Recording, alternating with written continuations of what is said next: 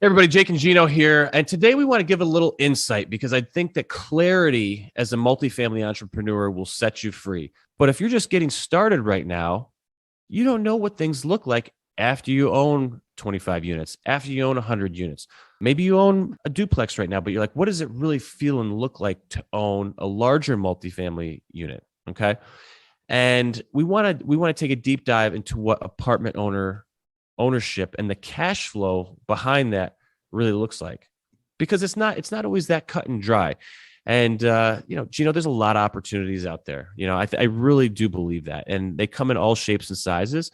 But when you're starting out, if you don't have that clarity of what things look like, it messes with you, and that can cause you anxiety, and anxiety can cause you to stay on the sidelines, maybe because you're worried about stuff. I don't really know what it looks like. What would it look like? And there's fear there.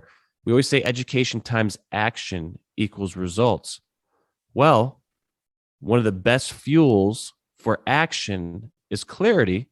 So today we're just going to talk about cash flow in a very simple term, because here's the thing, gang. And this is with our team, something that I stress on a daily basis with our property management team.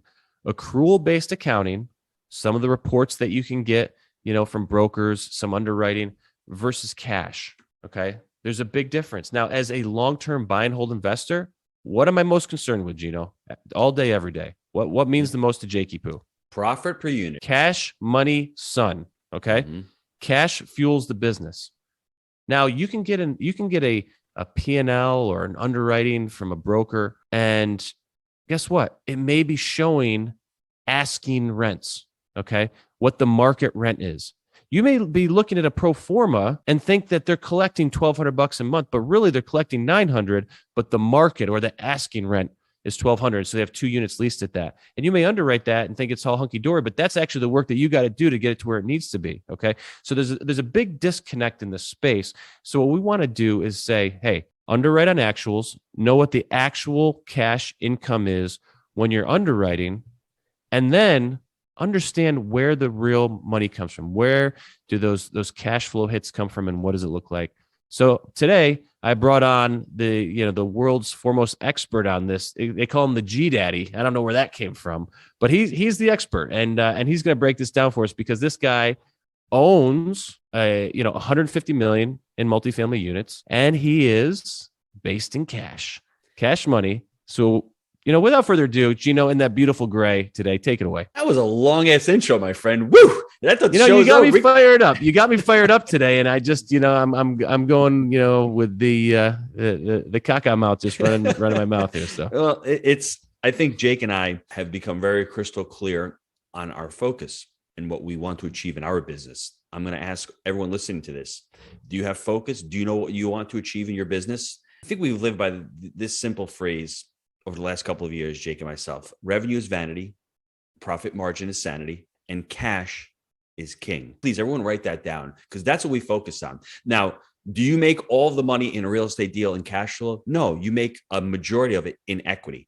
But if you don't have cash flow to pay the bills, if you can't pay back your investors, and if you can't pay yourself back, might be a short in the short term, it's going to be a short relationship, like you just said. So I think people need to have a little bit of both. Obviously, when you first start out, your first few months may be challenging in a deal, but there should be cash flow in that deal to pay you. Now, what Jake and I have done over the last 10 years, our exit strategy, and everybody listening to this, formulate an exit strategy for yourself. You want to buy an asset and hold it for a couple of years and then sell it? You want to hold it for the long term? You want to refinance that deal? Every deal you underwrite needs to have an exit strategy. For us, we'd like to buy and hold assets that are in a great market, that are emerging, that have great median income, that we're willing to hold for the next 10, 15, 20 years, that aren't going to become really old, and there's going to be a lot of CapEx. So that's what we're looking for right now. So once we've formulated that, we're looking at these deals that we can underwrite and get cash flow from every month. We're not buying out tons of deals in this market cycle. That's just the reality. It's very much more challenging to find these deals. We want to limit our downside risk. So in the 3-step framework, there's buy right, manage right, finance right. Here's the book. In the buy right, I want everyone to profits. Think about what your strategy the multifamily is. Bible. Get one at jakeandgino.com. Email me. I'll send you a PDF copy. But for everybody out there, think about what you want as a cash on cash metric. Every market is different. We're buying these deals, and I would love everybody to adopt the mindset of hopefully acquiring these smaller deals, even the larger ones, and try to hold them for the very long term where you're getting cash flow every month. Because wealth in any industry, especially multifamily, you can create wealth over holding these assets for years. Our first deal we bought in 2013, rents were $350 for a one bedroom. We hold that asset 9 years later, rents are at $1,000 plus rubs, plus additional fees. We've created massive wealth from holding that one asset. Can you imagine, everybody out there, if you bought that one deal could set your life for free from the cash flow. I'm going to I have think Jake people go are through all missing the on this, metrics. Gino. I really do. 25, 50, 100 units, somewhere in there can sustain a lifestyle for a family. Absolutely. Somewhere in there. Maybe it's 100. Maybe you live a little larger. Maybe it's 200 units. But you can get to this point by yourself if you so choose. You can bring a team with you if you want. And what I mean by that is, partners. You're going to have a team regardless. It's multifamily.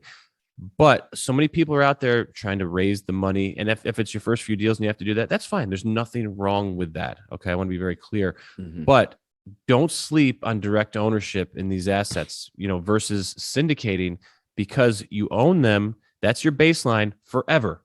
You could own 100 units. Okay. And that could sustain you and your family in a very upper middle class lifestyle, very, very nicely. So I just want people to realize this. Really quick though, on that point, why is that? Because there's a certain things that happen over the long term. The asset is appreciating, rents are going up, hanging out with inflation. The principal is being paid down by the residents. So your mortgage is going down, your asset is appreciating. You're getting tax benefits on top of that. It's not what you make, it's what you keep.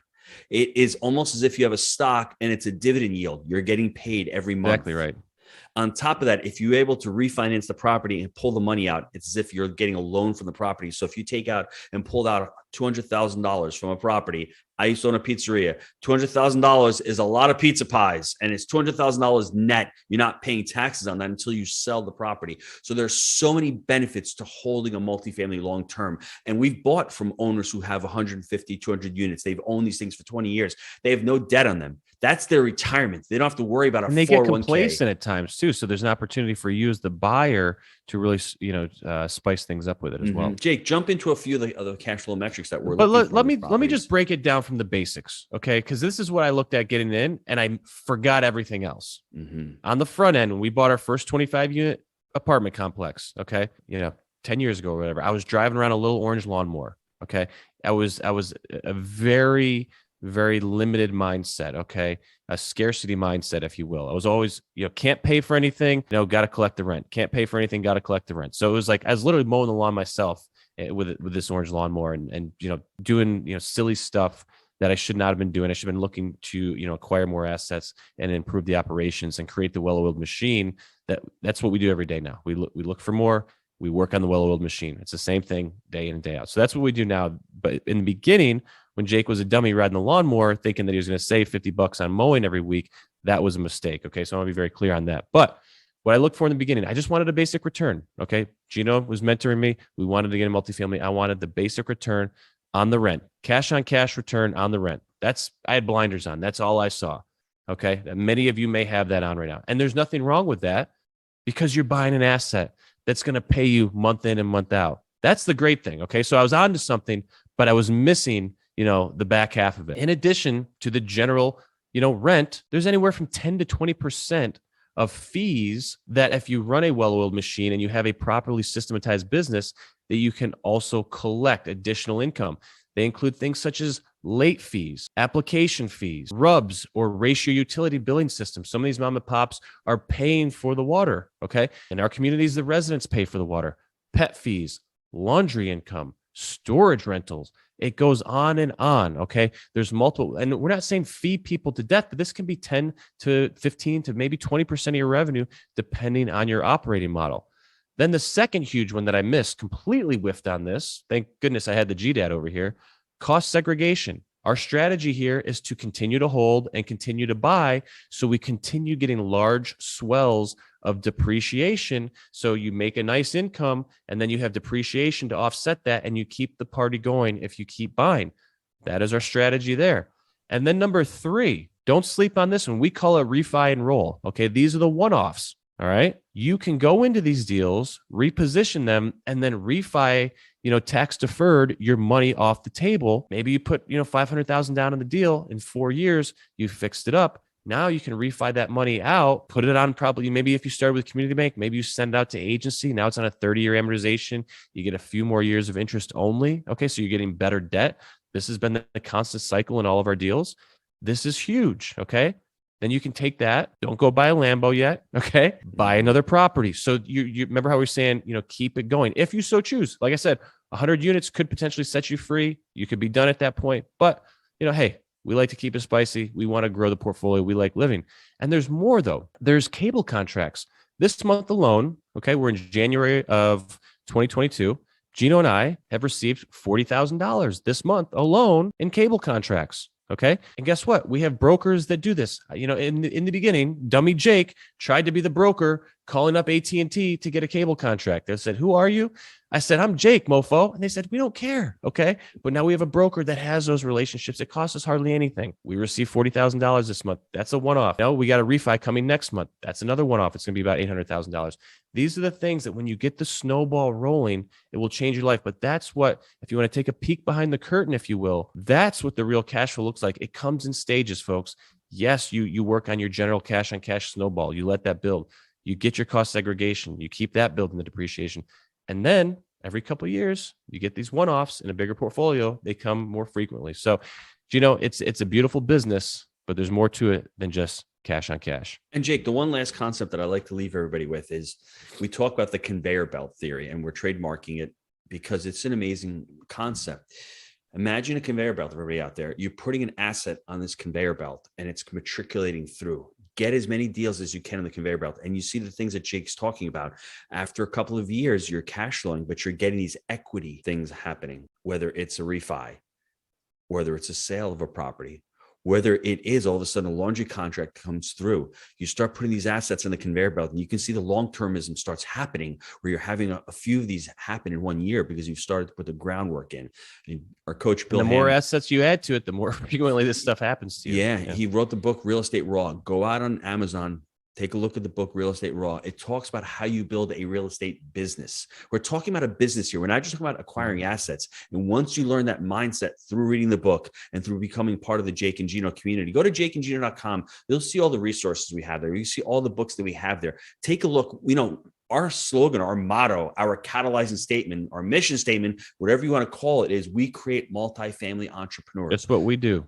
We create multifamily entrepreneurs. Yes, that's right. And we want you to look at multifamily or even any real estate endeavor as a business, and you're becoming an entrepreneur and you're putting assets on this conveyor belt that are ultimately going to matriculate and create that equity. But what do you need?